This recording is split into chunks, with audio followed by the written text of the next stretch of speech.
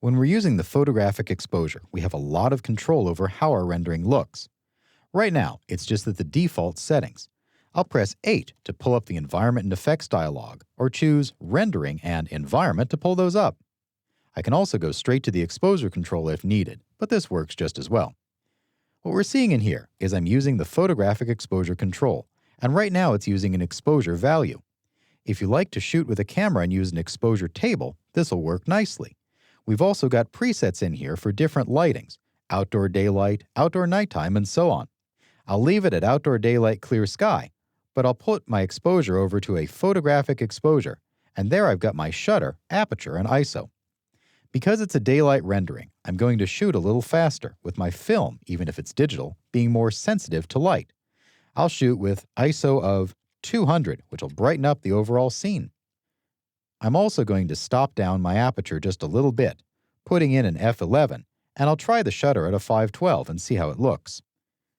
We can also, using our image control, burn the highlights or overexpose them, which might be good on that white roof. We tend to see, especially in black and white photos of this kind of architecture, a little bit of a glare on the white spots, letting us know it's out in the desert. I'll boost up the burn highs to 0.35 and push the shadows down to 0.35 as well. This is called crushing the blacks, or pushing the lower level of dark lower, closer to absolute black. I'll try another render and see how this looks. If you'd like to use the render preview, you can, although it may be so small you can't really tell how the detail is working. This is working nicely.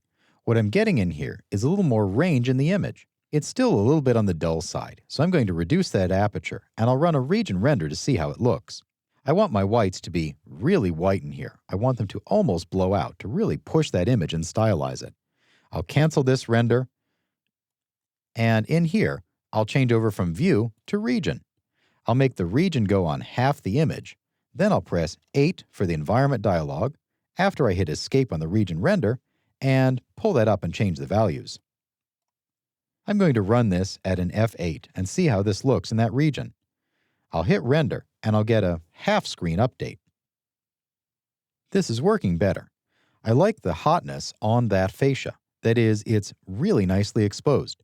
But I can still see, although it's aliased, a little bit of the detail from the flashing. This little dark dotted line right up there on the fascia. A little more power in the anti-aliasing will let that show, as it's only a 1/4 inch reveal. The f8 is working nicely, and just as a comparison, I'm going to try it with a different ISO. Typically, we'll see a faster film for outside, 400 or even 800 speed, and a corresponding shutter and aperture. I'm going to boost this up to 400 speed film, and I'll try my exposure at, well, let's see what a 6/40th of a second looks like. I'll hit Render one more time, and we'll get a marked difference. This is a definite difference. Shooting at 400 speed almost lets that white fascia blow out, but I'm losing the detail on my windows a little bit too. It's getting a little bit on the bright side, so I either need to stop down the aperture or increase the shutter. I'm going to run this at an f11 and see how it behaves. What I want in my rendering, calibrating the exposure, is a good range, that I have a lot of room between the brights and the darks, so later I can push around this in post, color correcting and fine-tuning it as needed. I'll try one more rendering and see how it looks. This is already better. Running an f11 made the aperture smaller, and so I'm dealing in a smaller opening letting light in, and my rendering is darker. What I'll also do is shift the midtones. Right now I like where the brights are, and I like where the darks are, but I'd like the mids to actually be a little bit darker. So I'll use this midtone slider here and pull them down just a little bit, pushing the midtones ever so slightly darker, so that even though there's still the range between the bright and the dark, the overall in those mids is a little bit lower. I'll hit Render one more time, and I'll see a difference in the image. It's very slight, but this is really going where I want. We've got the idea in here of a really bright, clear sky outside this house. That white fascia and roof is almost glowing, and the window detail is really popping out. The siding is reading in that rich brown, and the dirt is nearly black in here. I've got good shadows going on from that carport, but I can still read the detail underneath. And here's one last thing I'll do to test this out. I'm going to go back to a view instead of a region in my render. And I'm going to take the color saturation in that exposure down to 0 by right-clicking on it. I'm going to run a black and white. And actually, I have a lot of clients that will ask me for a black and white render because they really like how it shows off the design and abstracts the render from people having to think about color. I'll hit render and I'll get a different look. Pulling saturation down to 0 is a terrific way to do lighting.